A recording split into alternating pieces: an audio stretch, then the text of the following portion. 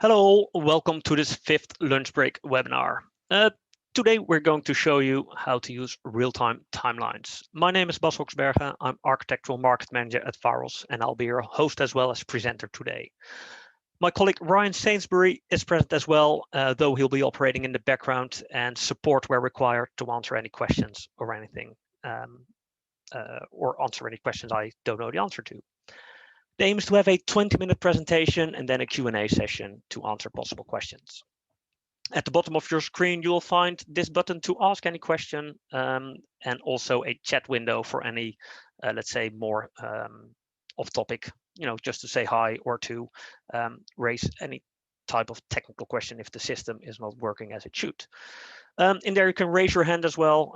That might be a way for us to allow you to speak if you might want to. Let me start off with a poll,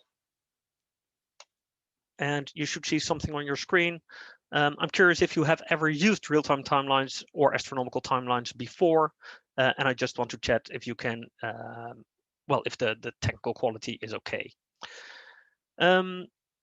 So let me see. Yeah, most of the people have voted.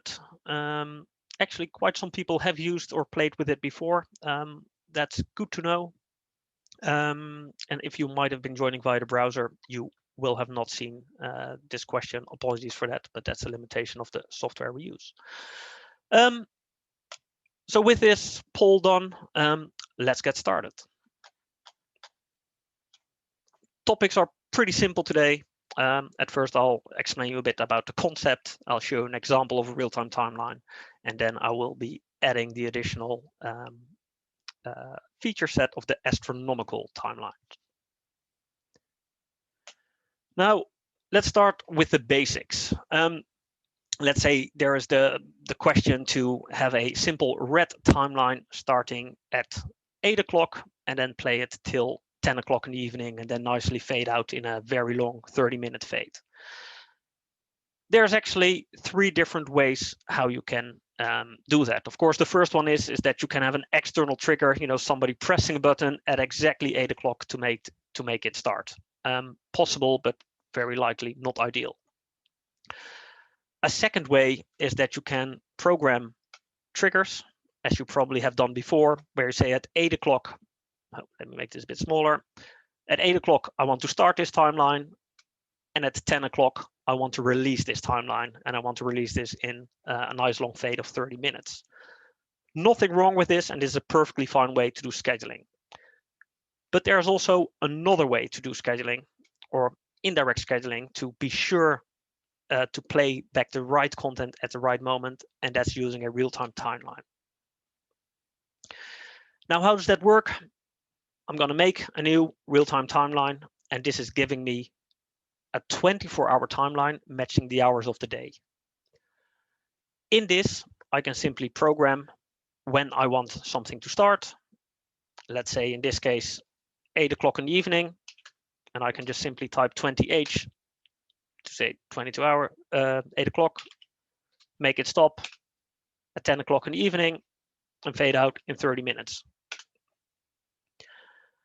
Now, if I start this timeline, it will simply always play back at the right moment, or at the exact time it is at that moment.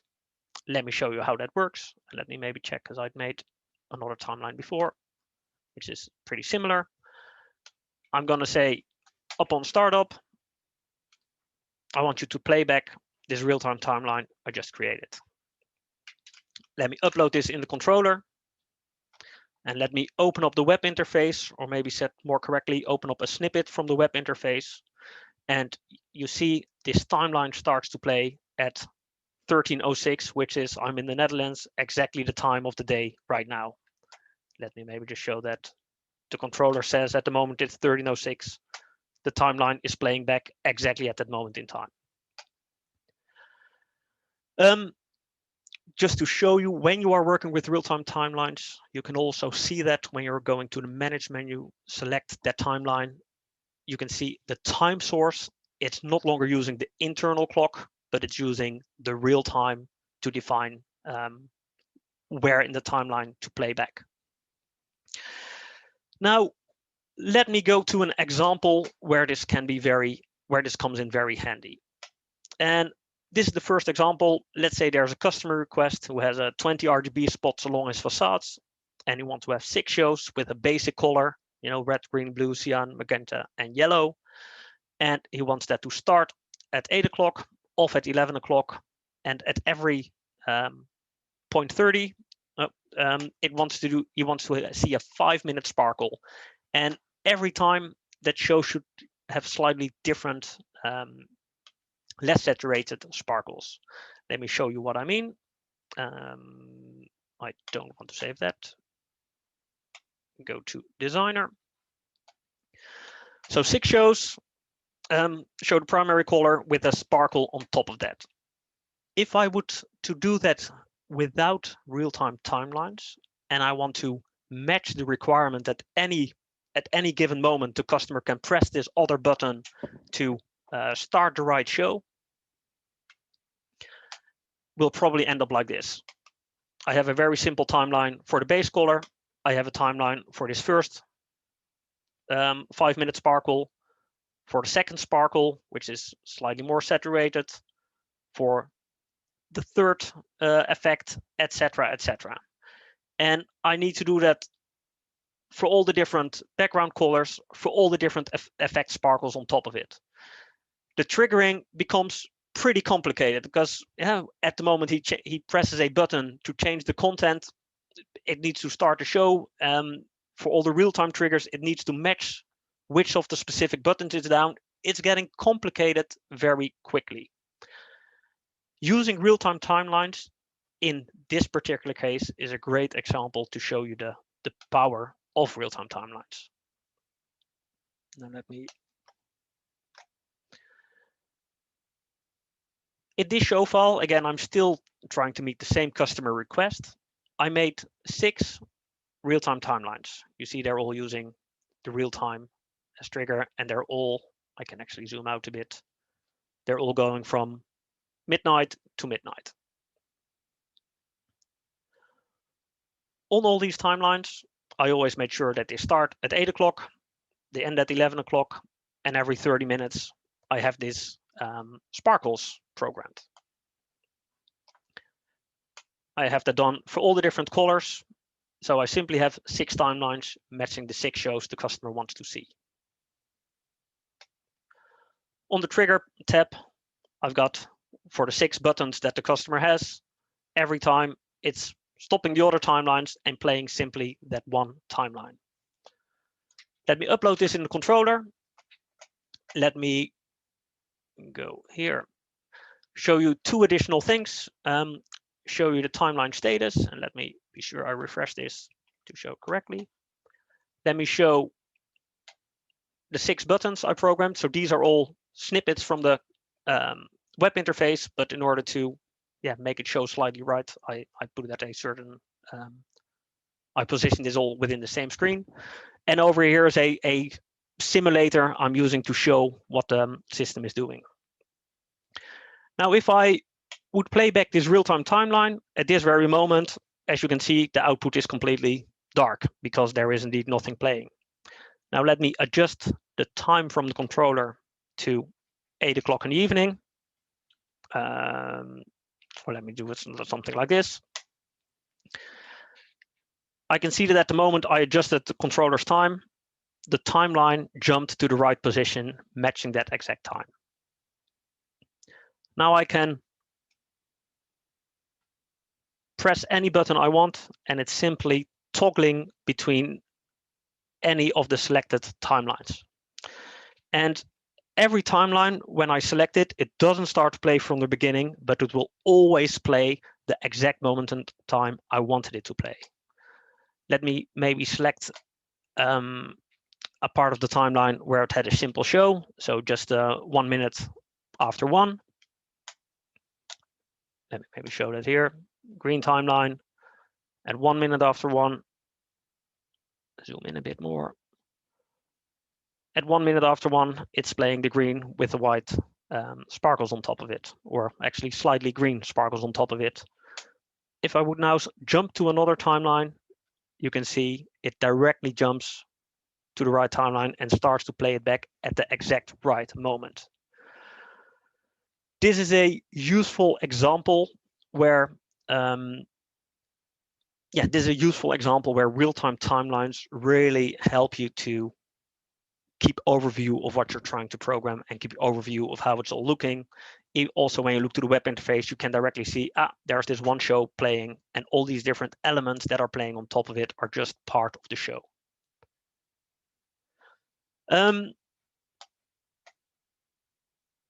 I would say so far, so good. And possible questions I will answer at the end. I think that's probably easier. Now, a second question. We have another customer, same type of installation, 20 RGB spots. At 5 o'clock in the morning, he wants to slowly fade up to red, where it should be at 8 o'clock, it should be red. At 7 o'clock, it should be blue. And at 10:30, it should be black again. Let me open up this show file, project file, I should say. 1 second. Here we go. So in the exact same style how we did it before, this is how this timeline will look. I can play this back, everything good. But as you often have it, customers, they tend to, while you're working with them, they might mean something slightly different. So actually, in this case, the customer comes back and saying, yeah, but I don't want it to be at 9 o'clock red. I want it to be when it's sunrise. I want it to be red. And exactly during sunset, I want it to be blue and then slightly fade out. Now, that's an interesting question, because when you have a timeline, of course, at sunset and sunrise times vary over time. So somehow I need to, fade faster or fade slower. And we can do that. And let me show you how. But before we do that, let me show you this project. This imaginary project is in Amsterdam. And I've opened up a website, just simple Google will get you there. This is showing me the exact sunrise and sunset times in Amsterdam, so where this project is based. And I can move my mouse over it, and here at the bottom, it's saying exactly when the sun sets and when the sun rises. And when I hover over this, I can easily see for this location what is my earliest sunset time and my latest sunset time and my later times. And for this project, for this location, these are the times I need to keep in my mind. In the summer, the sun rises at 5:15, and in winter as late as 8:50. And for sunset, you can see the times on the screen as well. Let me go back to this one. So we know actually the customer request is set at 5 o'clock, start from black, then go to sunrise at any moment between 5 to 8:50. Now, from a real-time timeline, on a real-time timeline, I can put astronomical events by clicking the little sun over here. When I click this, I can say, what do I want to add? Well, let me use sunrise in this case. And I don't want any offset to sunrise. I add this. When I add this, I get this special element on my timeline. And this special timeline says, play against real time until you start this first part. Then whatever is programmed, let me maybe show it like this. Whatever is programmed in this section under it, play this back faster or slower until sunrise. And then after that, play back from sunrise till, in this case, 9 o'clock, play back this section. So you are sure that always at 9 o'clock, you play exactly this section from the timeline, and then follow real time again. So if I'm able to drag this around, and let me position this to match my project. I want this to be at 5 o'clock. Oh, I want it to be 5 o'clock. At 5 o'clock, I always want it to be black and I want to start. Then I want to go to sunrise, which is, well, you know, I position it somewhere on the timeline. It doesn't really matter where I position it, as long as I'm sure that I position it between 5:15 and 8:50, where the actual sunrise will be happening. Then actually I'm just going to extend this part because I'm going to put another waypoint, as we call it, on this timeline, which is sunset. Let me add this and let me put the default sunset around 7 o'clock and make sure that this timeline ends is at 22 and 30 minutes. Right now, I programmed this timeline as the requirements on the back, on the right. At 5 o'clock, it's doing nothing till 5 o'clock. Then it starts to play. It will fade. Oh, this was 8 o'clock. 1 second. It will fade up to red till the moment of sunrise. Then between sunrise to sunset, it's fading from red, following you, to blue. And then at the end, I'm fading out from sunset to black. Let me open up, am I saying it right? Yes, let me open up another file, which is exactly what I've just done, what I've done before. And no, I don't want to save the changes, but this might help to explain it a bit better about what's happening. This is exactly the timeline I just showed you. So how will this play back? In winter, this is approximately the actual sunrise time in winter. This is the sunrise time in summer. So if I play this timeline back and it's winter, this is how it will look. Equally, if I'm playing it back in summer, this if I play this back in summer, sorry, I should have prepared this, but I seem to have forgotten that. Here we go. So this is how it looks like in winter.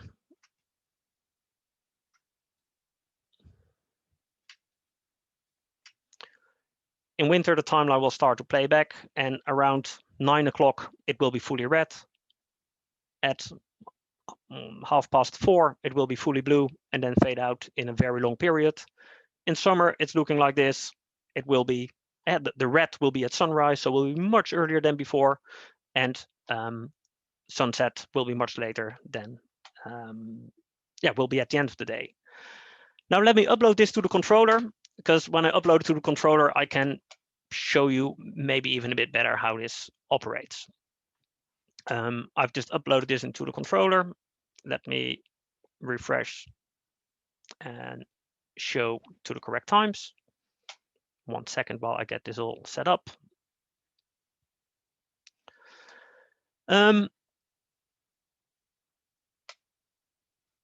Now, at the moment, maybe just to clarify, I am only going to play back this timeline. These other ones I made to show you, but those are not actually used in the project at the moment. There's only one time playing. On startup, I am playing back this timeline using this day curve. Now, if I am playing this back, and let's assume, as it is at the moment, it is winter, and I am playing this back early in the morning. Sunrise in the morning is around 8:50. So you can see if this timeline, sorry, let me upload this to the controller to show it correct. Right now I'm simulating that it's today, but it's around 9 o'clock in the morning. If I am playing this back, you can see the time, the part of the timeline the controller is playing is different than the actual time. And that's making perfect sense, because remember, when we go back to the timeline, it is now taking this piece of time and playing it back slower than it should be, to be sure the sunrise is actually matching the time of day. So today, the sun rises at about 9 o'clock, so it's going to play this back slower. And you can also see this back in the timeline where it's saying rate adjusted. If I would now play back again at this exact same timeline, but play it back in summer, let's say I want to play it back around 9 o'clock again. I'm adjusting the time, and I just need to upload it to the controller again to be sure this is looking good.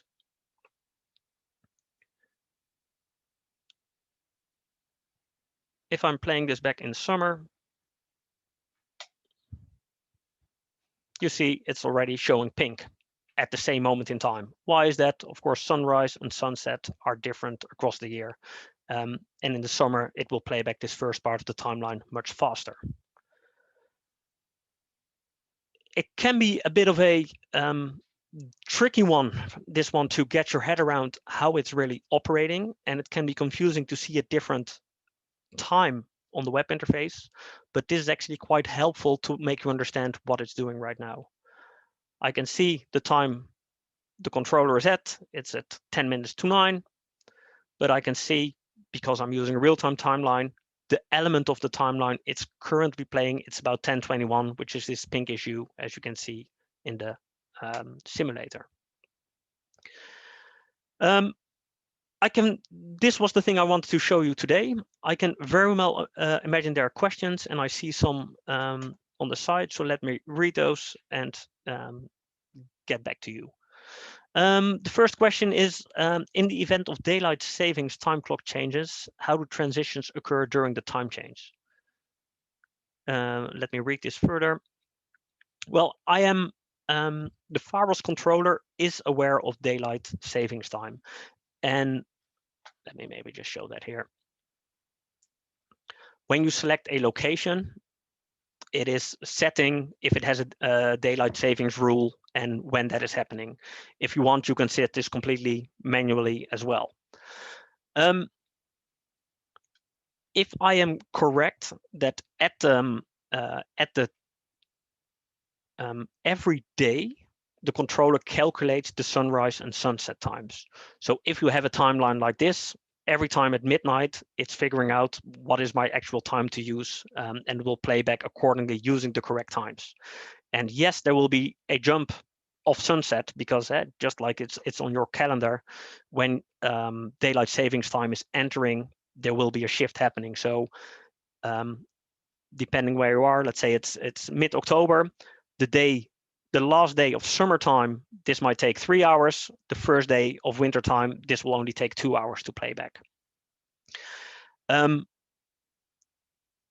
must say that if you might program a lighting show from 0 o'clock to 3 o'clock at night, how that might be influenced by this, I don't know for sure. I would need to test that. And I hope, James, that this answers your question. Because I mean, the controller knows what days it is. It's always using the astronomical times and the time clock savings, how you programmed it. The exact moment of change, I don't know if it's just going back 1 hour in time, or if maybe the time adjustments are only happening at midnight in our controller and not at the exact moment in time. I would need to further check that. I see another question. Can you use live control for programming without regard to the actual time using real-time timelines? That's a very good question. Yes, you can use live output. And how it would work in Simulate is the easiest way. I start to play it. I'm going to turn output live on. Let me share the right screen. My apologies. This is probably easiest. Now, the simulator I'm using at this moment does not react to real time, but if I would have actual lights connected, of course, they would react. The easiest way is to simply start to play the timeline, turn output live on, and put your cursor to where you want to show how it looks. Alternatively, in the simulate window, you can very much ramp up time, 60 times the speed. So now every minute of content is being showed within a second of time. And if I would right now, well, I would still need to have a little bit of patience, but I can see like this in what is then in 24 seconds, it will take me through Is that right? 60 seconds. Yeah, so it will take a bit of time to jump through the complete day, but I can simulate how my daylight curve will work. Let me know, by the way, if this answered your question or not. In case not, please feel free to prompt that. I see one more question regarding timeline light shows. I want to create sparkles with fading background, 2 colors. How do I create that? I want to create sparkles very slowly. Well, that's a good question, and let me try to think which timeline I'm going to use for that, or which show. And I think I'm going back to this one. The way how, and this, Ryan, please stand by because you might need to jump in here. But if I am right, the way how sparkles are created is that sparkles are by definition relatively fast. And I'm just going to figure out the easiest way to demonstrate this to you. I think this will be like this. For sake of argument, I'm not using a real-time timeline at the moment, and I'm just starting the timeline with this sparkles timeline. Hold that end. Let's see if this is actually working. I'm pretty sure that if I set the speed of this to be very slow, that it will still show relatively fast. Let me double check. Oh, sorry, I was wrong. With sparkles, if you want to do slower sparkles, simply change the period to make it go slower. And when it comes with layers on top, I'm happy to further talk about this, but I think this will be a bit tricky to do for me to understand this in this webinar setting. At this moment, I cannot see who sent in that question, but please contact us via support@firewallscontrols.com, because I'm pretty sure we can do what you wanted to do, but I need to understand your question better. Then I think in a one-on-one session, that will be easier to answer. I also see that the time is pretty much used. Are there any other questions at this moment? And I think there might not be. Again, as mentioned, if you have any questions, you can always, oh, the QA. Yeah, no, they all seem to be covered. You can always reach out to us via support@firewallscontrols.com. Yeah, with this, I'd like to thank you for your attention. There will be a small survey afterwards. We're very interested to hear your feedback. Also possible questions or other topics you have for future webinars. We would be interested to hear from you. With this, I'm ending this webinar. I'd like to thank you for your time, and I really hope to see you next time. Bye.